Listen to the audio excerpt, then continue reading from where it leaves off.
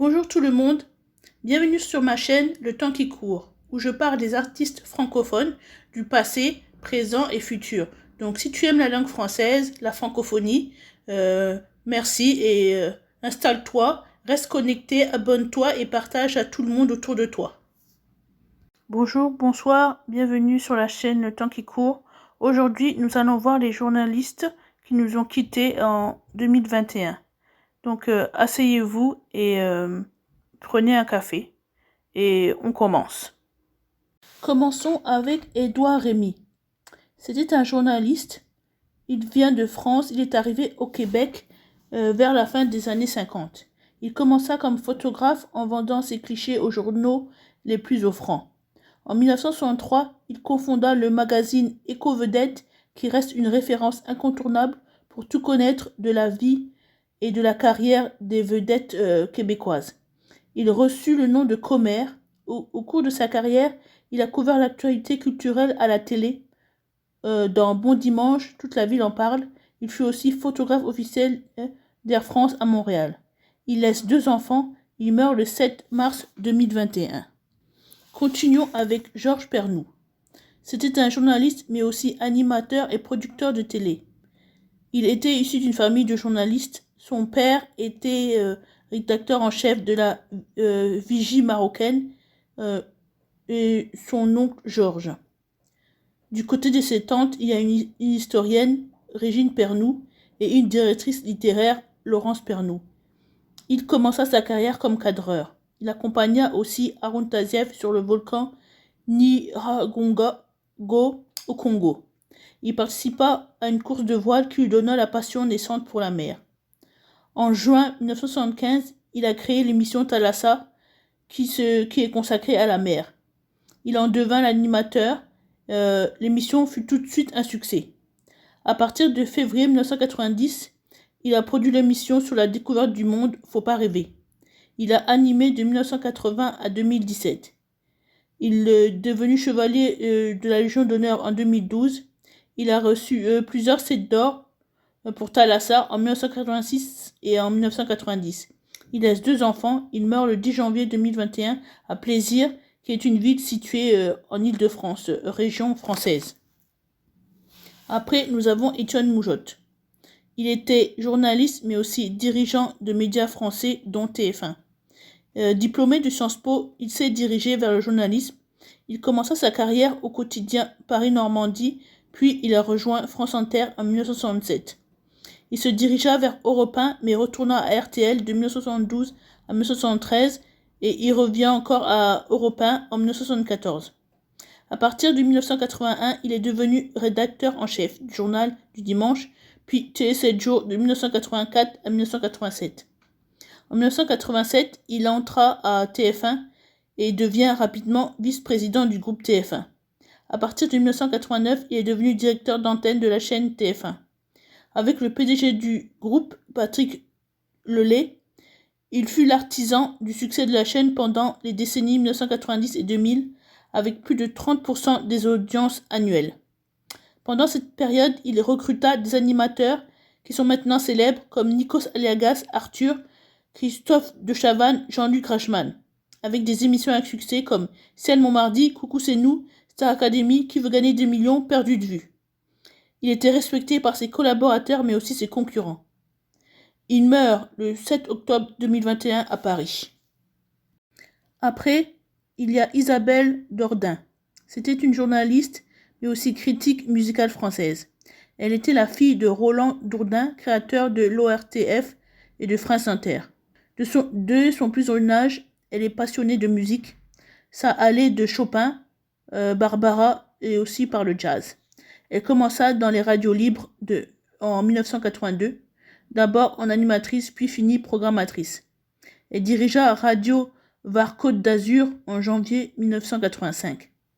Elle a rejoint Radio France en septembre 1985. Présentatrice d'informations et d'émissions à France Inter. En 1988, elle a créé une émission, Le Pont des artistes, consacrée à la vie musicale en France.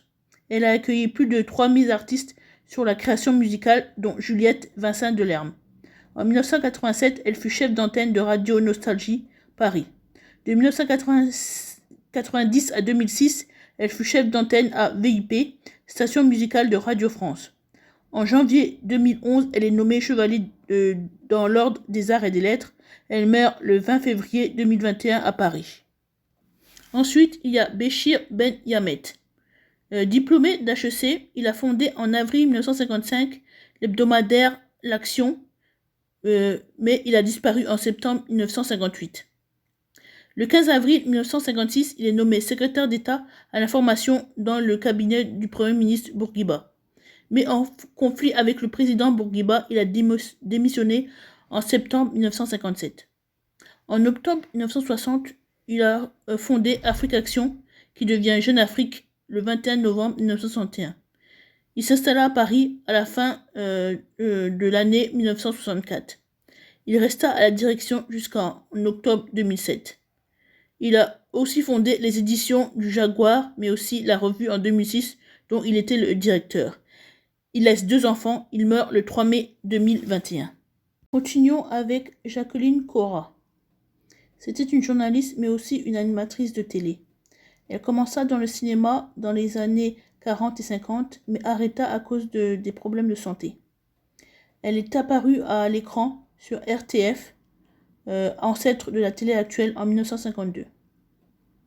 Dès 1953, elle est devenue officiellement speakerine de la RTF. Elle a animé des émissions scolaires et religieuses.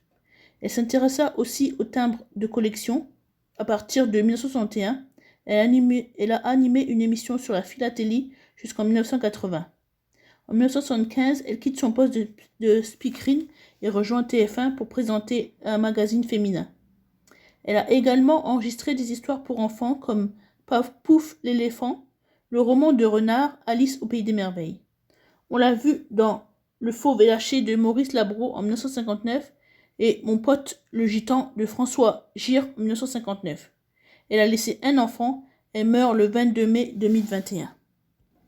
Après, on a Barbara Mertens. C'était une journaliste et présentatrice de télé belge. Elle est entrée à Bell RTL, qui est une station de radio belge. En 2003, elle est devenue chef des informations et en 2009, rédactrice en chef. Elle était aussi présentatrice de journaux télé RTL TVI. Elle meurt le 4 juin 2021 d'un cancer. Ensuite, on a Amobé Mevege. C'était un journaliste, mais aussi un animateur producteur camerounais. Il est arrivé en France dès l'âge de 5 ans. Il a fait des études cinématographiques et ensuite a travaillé pour plusieurs radios africaines et antillaises, comme Tropic FM, Média Tropical. Il a réalisé aussi des courts-métrages, comme Nola Darling en 1992 et Tenue correcte exigée en 1984.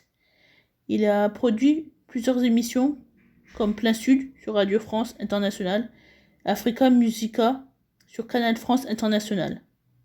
Il a créé un magazine de presse Afrobiz.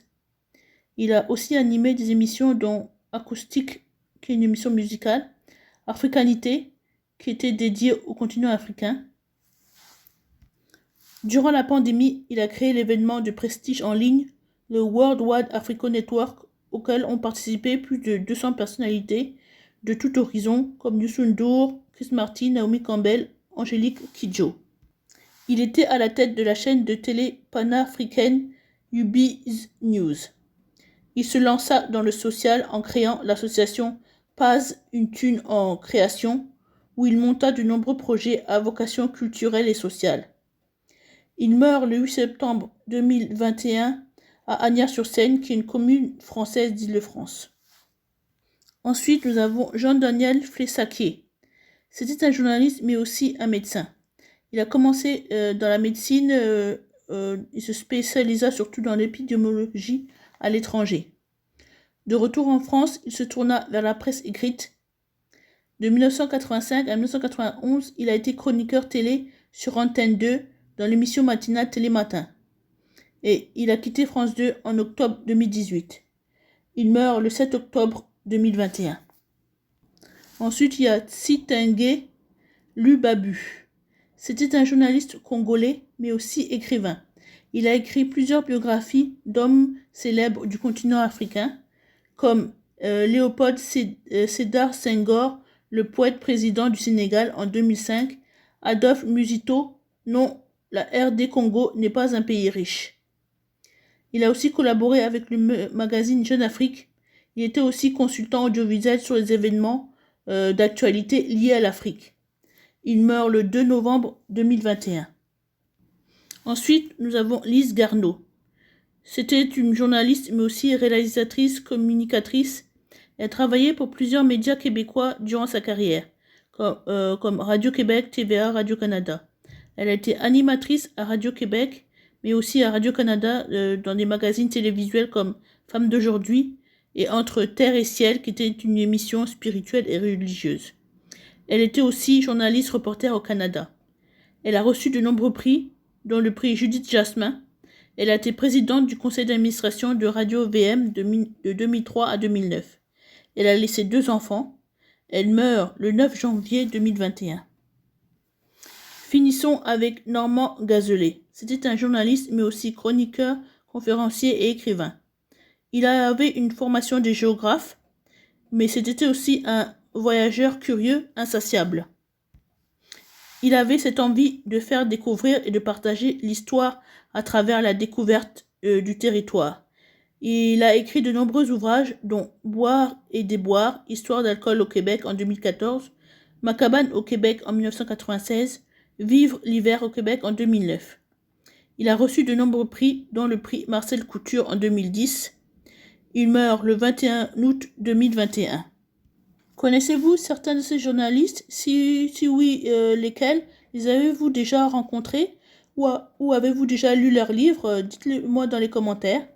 Sinon, merci de vous abonner et cliquez sur la cloche pour recevoir la prochaine vidéo. Et je vous dis bonne journée ou bonne soirée. À plus. Bye.